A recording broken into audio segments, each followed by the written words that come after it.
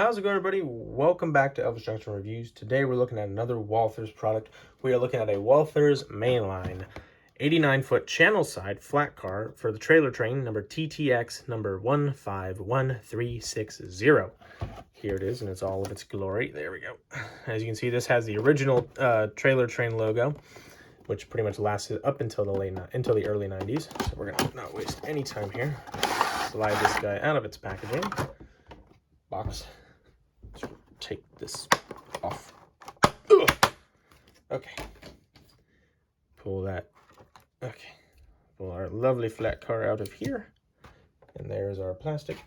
All right. Now let's get into a little bit of history about the TOFC flat car. So before we actually get started, let's answer this one question. What does the acronym TOFC stand for? Well, it's very simple. It means trailer on flat car. In other words, this. Now, this has been around for a very long time. In fact, it really started taking off in the 50s. When the interstates began being built, the railroads, well, they had to find a way to compete against the trucking industries. And so they decided, hey, if we can ship trailers faster than the trucks can, we could really make a really good business out of this.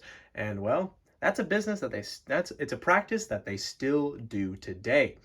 Now, of course, we don't have flat cars like this anymore. Now we have just spine cars and well cars that have the ability to place trailers inside of them.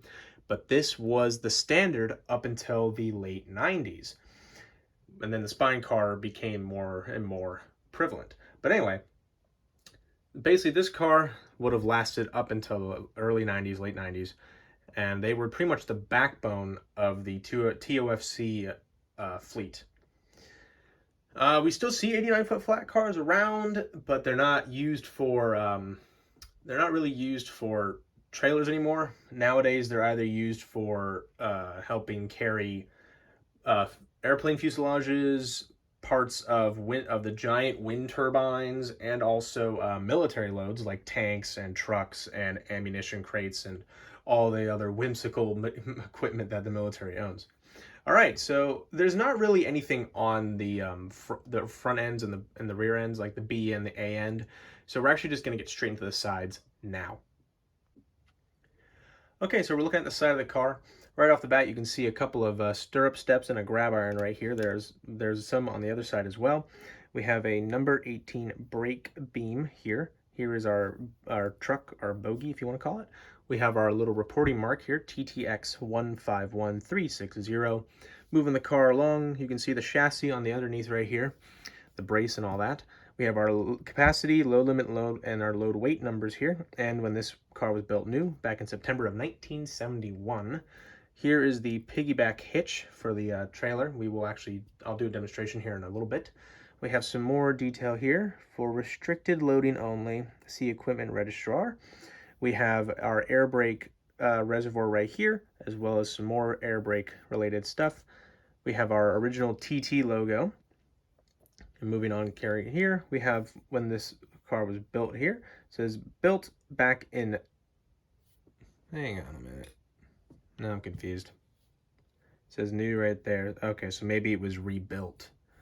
But this says that it was built in June of 1963, and this is designated as an F89F. So we have some more details here about it. Steel wheels, Class B, and more. And also here we have trailer train, which is what the TT stands for. Keep on moving on this way.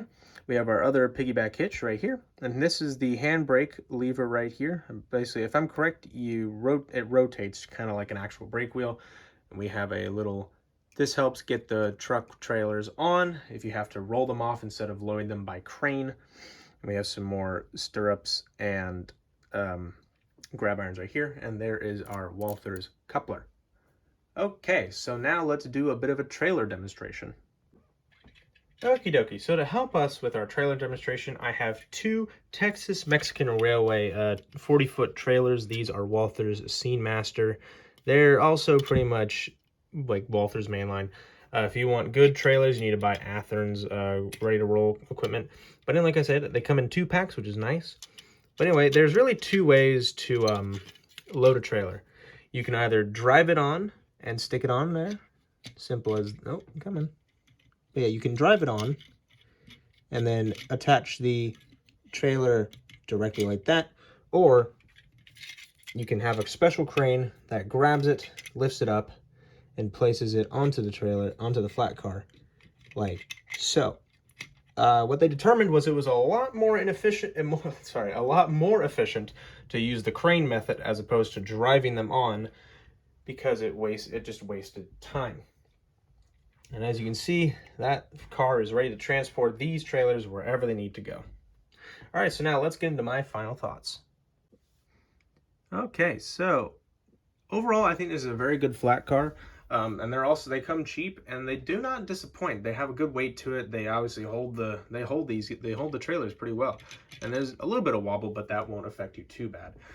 But anyway, I do recommend you pick these up if you definitely are doing like stuff from the 70s to the 90s, like I do.